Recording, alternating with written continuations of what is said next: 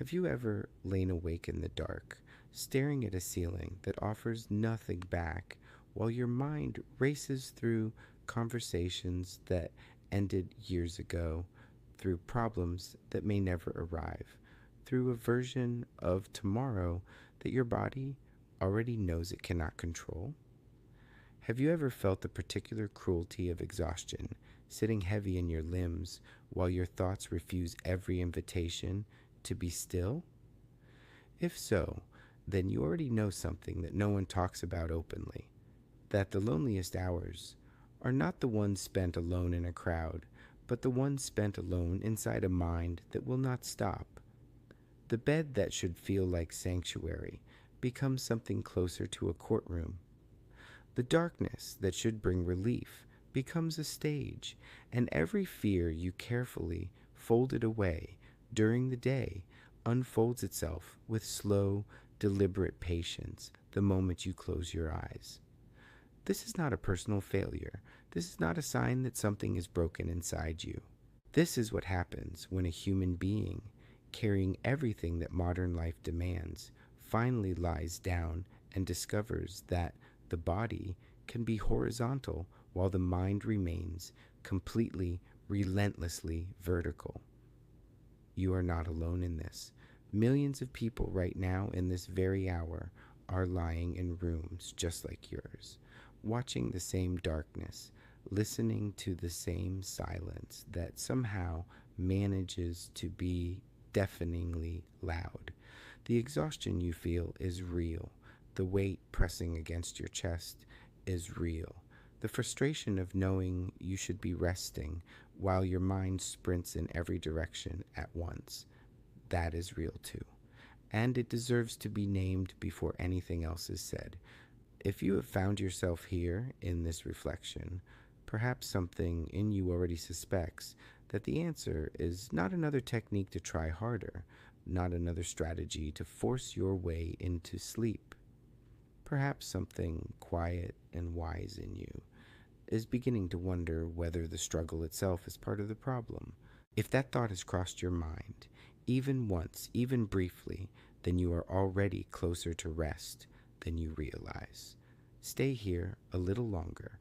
There is something gentle waiting for you in these words, something that does not ask you to perform or improve or become, only to listen and perhaps slowly to let go.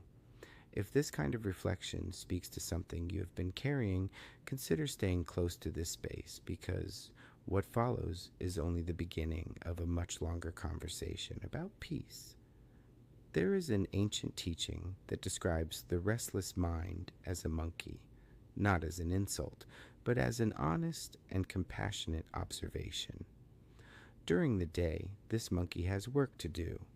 It swings between tasks, between responsibilities, between the 10,000 small decisions that ordinary life requires. The movement has purpose, the noise has direction, but when night comes and the tasks dissolve and the distractions disappear, the monkey does not simply sit down. It has forgotten how. It keeps swinging, not because there are branches that need to be reached, but because swinging is the only thing it knows. And so it leaps from worry to worry, from memory to regret, from what happened this afternoon to what might happen next Tuesday, from a conversation you had 3 years ago that still doesn't sit right to a problem that hasn't even occurred yet and may never occur at all. This is not weakness. This is simply a mind that was never taught how to rest, in a world that never created space for the teaching. What makes the night particularly difficult is not the darkness or the silence. It is the absence of distraction. During the day, the fears and the unfinished emotional business of your life stay mostly quiet, not because they are resolved, but because there is always something else demanding your attention. The phone rings, the work calls, the conversation pulls you forward. But in the silence of 2 in the morning, there is nothing left to hide behind. Every worry you postponed, every grief you set aside, every question you answered with "I'll think about that later." They all arrive at once, and they arrive with a particular intensity that the daylight hours somehow soften. This is why insomnia so often feels not just tiring, but frightening. It is not only the lost sleep that hurts, it is the feeling of being ambushed by your own interior life in a moment when you have no defenses left. The mind that cannot sleep is not a broken mind. It is a mind that has been trained very effectively to solve problems, and it is simply doing what it was trained to do at the wrong hour on problems that cannot be solved at 2 in the morning by thinking harder about them. Understanding this changes something. It moves the experience from personal failure towards something more like compassionate recognition. Of course, the mind is doing this. Of course, it hasn't stopped. It is only trying to protect you in the only way it knows how. Buddhist wisdom offers something here that is neither a trick nor a technique. It is a reorientation, a gentle but complete shift in how you understand your relationship with your own thoughts on those long, sleepless nights. The first thing it offers is perhaps the most counterintuitive and also the most liberating. You cannot silence the mind by force. Every effort to stop a thought, the clenching, the demanding, the frustrated commands directed at your own consciousness does not quiet the water. It stirs it. Imagine a glass filled with cloudy water, sediment swirling in every direction. If you shake the glass trying to make it clear, the sediment only moves faster.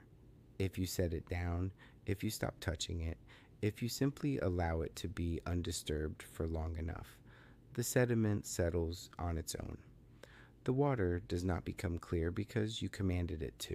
It becomes clear because you stopped interfering. The mind at night is exactly this. The stillness you are searching for is not something you create.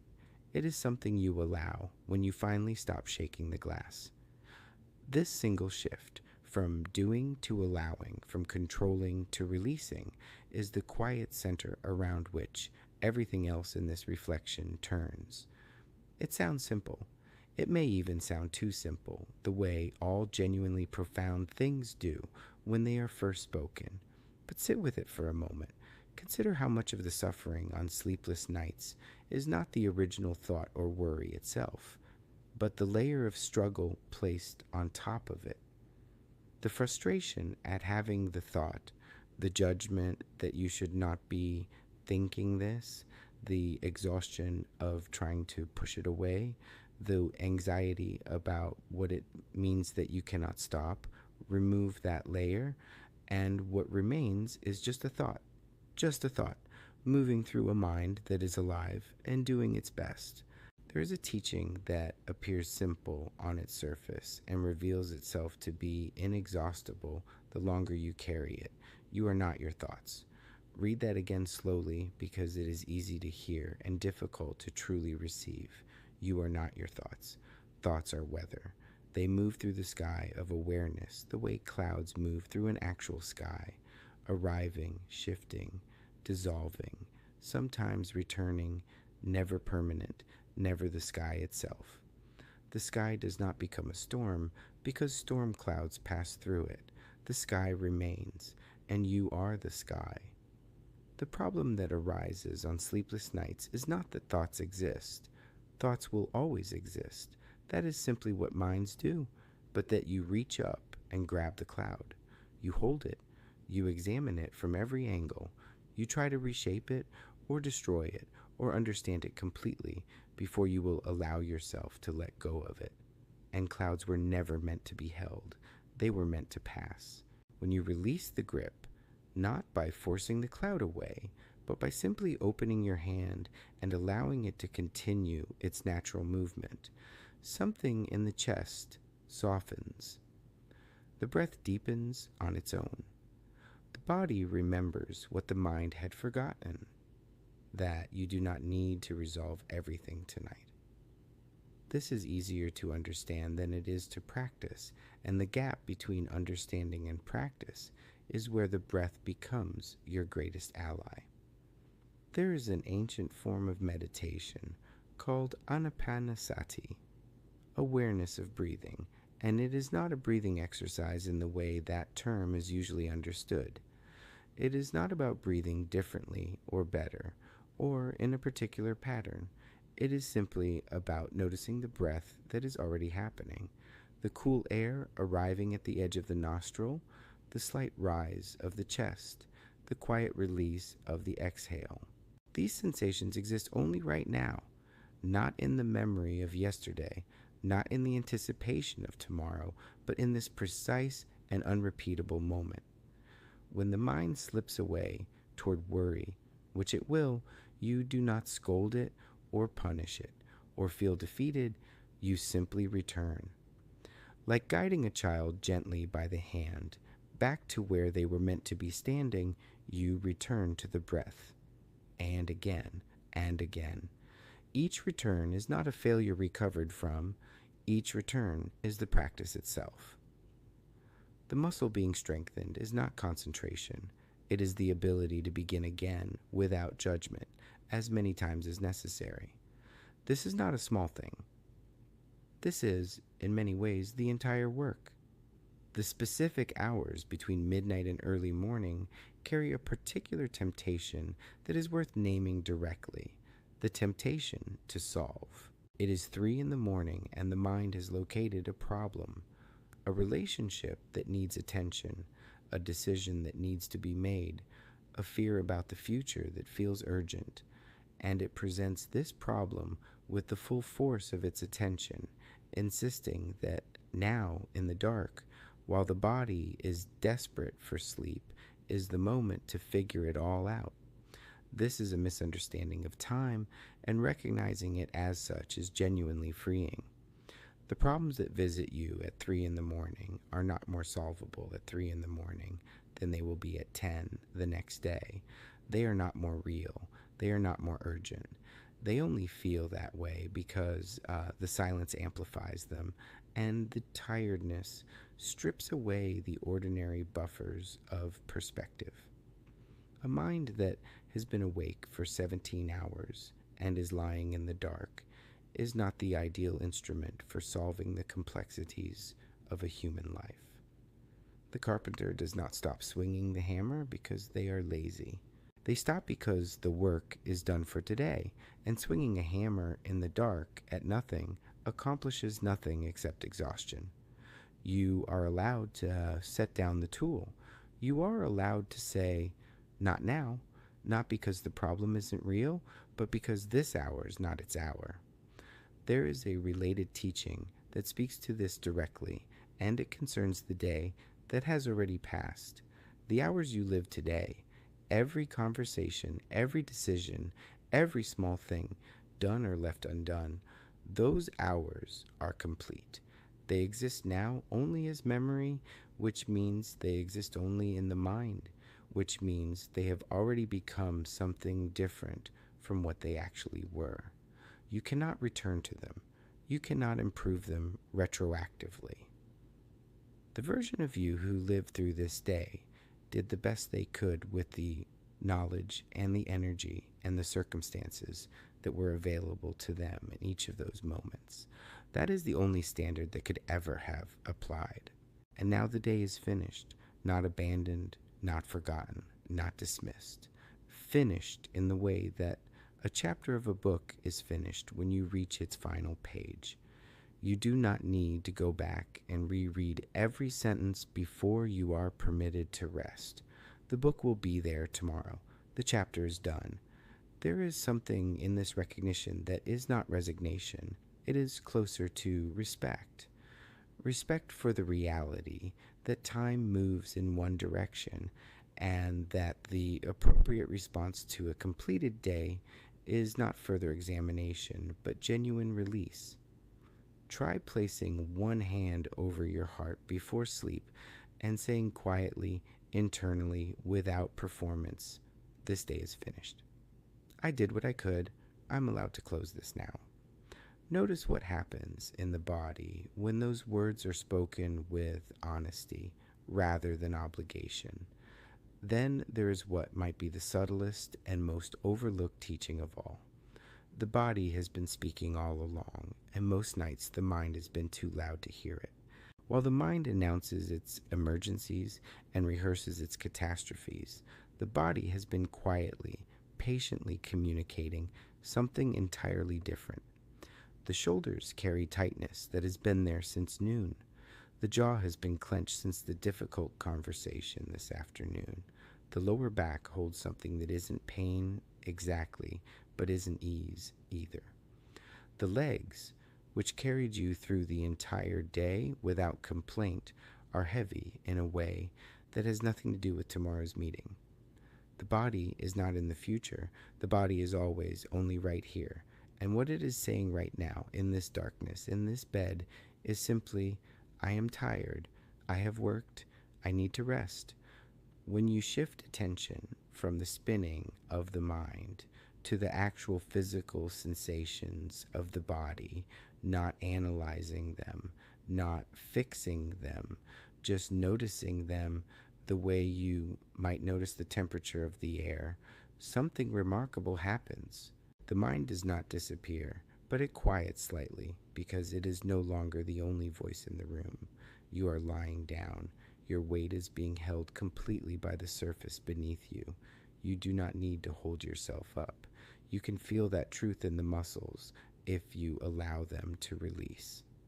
Scan slowly from the crown of the head downward, not with the goal of achieving relaxation, but with the simple intention of noticing what is actually present. Forehead, eyes, jaw, neck, shoulders, chest, each area given a moment of honest, non-judgmental attention. The body, when it is listened to, tends to soften, not always dramatically, but genuinely, and in that softening, the mind often follows. If you have carried any of this with you into the quieter hours, consider returning here whenever the night grows loud. This kind of reflection has a way of revealing new layers the more times you bring it to the dark. There is more waiting here for you, which brings us finally to the most difficult reorientation of all. Difficult not because it is complex, but because it requires something that the achievement-oriented mind finds genuinely threatening: the willingness to stop trying. Not the performance of stopping, not the strategy of letting go as another method for achieving sleep, but the actual, complete, ungrasping release of the goal. Sleep is not something that can be hunted. Every person who has spent an hour trying to force themselves to fall asleep already knows this, knows it in the body with the particular frustration of a pursuit that makes itself impossible. Sleep is more like a bird that lands when the yard is quiet, not when you are standing in the middle of it, clapping and demanding. The yard must actually become quiet, not as a trick to lure the bird, but genuinely quiet, because the quiet has value in itself regardless of what arrives. This is the invitation of the night that insomnia offers, though it is disguised as punishment. The hours of wakefulness in the dark are not a failure of the body or the mind. They are an invitation into a particular quality of stillness that the busy daylight hours rarely allow. You do not need to be asleep to be resting. You do not need to be unconscious to be at peace, lying still, breathing, releasing the agenda, allowing thoughts to pass without engagement. This is rest. It may not be the rest of sleep, but it is real rest, genuine restoration, and the body receives it even when the mind does not register it as sufficient. The seed rests in the ground long before it becomes anything visible. The rest is not nothing. It is preparation. What changes in a life where this understanding takes root is not the disappearance of sleepless nights. They will still come because you are human and life is genuinely complex and the mind is genuinely busy. What changes is the quality of the relationship with those nights. The war ends, not because one side won, but because you stepped off the battlefield. The insomnia that once felt like an enemy becomes something more like an uncomfortable companion, still unwelcome, still tiring, but no longer something that requires fighting, and therefore no longer something that carries that additional layer of suffering that the fighting itself creates. You become someone who knows how to lie in the dark without being destroyed by it. Someone who can feel a thought arrive and watch it move and not be carried off by it. Someone who has made a quiet peace with the reality that not everything can be controlled, and that the attempt to control the uncontrollable costs more than simply allowing it to be. The peace you are looking for at night is not somewhere ahead of you. It is not on the other side of a solved problem or a completed to-do list or a perfect technique executed without error. It is available right now, in this breath, in this moment of simply being rather than doing. Not because everything is fine, perhaps everything is not fine, and that deserves its own acknowledgement and its own time. But because even within the difficulty, even within the uncertainty, even within the long and restless night, there is a part of you that has never not been still. The sky behind the storm, the lake beneath the wind, the awareness that watches all the weather of the mind without becoming any of it. That part of you does not need to be created. It only needs to be remembered. May your nights grow softer.